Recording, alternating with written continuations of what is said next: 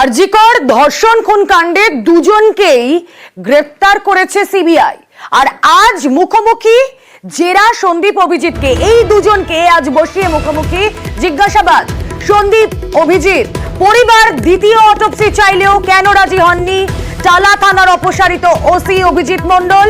সেই প্রশ্ন খুব স্বাভাবিকভাবেই উঠেছে। আর পরিবারের আপত্তি সত্ত্বেও দ্রুত দেহ সৎকার নিয়েও প্রশ্ন উঠেছে। 14 ঘন্টা পার করে কেন জেনারেল ডায়েরি? উত্তর পেতে মুখোমুখি জেরা। আজ এই মুখোমুখি জেরায় কি কি তথ্য সামনে আসবে অবশ্যই আমাদের সকলের নজর রয়েছে সেদিকে।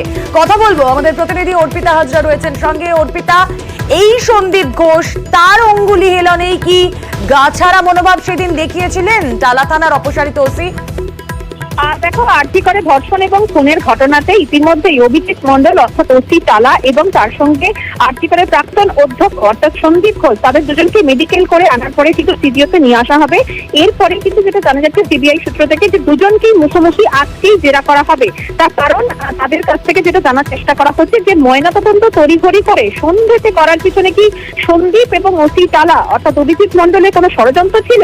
দ্বিতীয় অটপসি নির্যাতিতার পরিবার দেওয়া সত্ত্বেও কেন করানো হলো না? সেক্ষেত্রে ওসি টালা কেন করতে দিলেন না? সন্দীপ এবং এই ওসি টালার কি তাহলে এর পেছনে বৃহত্তর কোনো ষড়যন্ত্র ছিল? দেহ দ্রুত সৎকারের জন্য চাপ দেওয়া হয়েছিল পরিবারকে।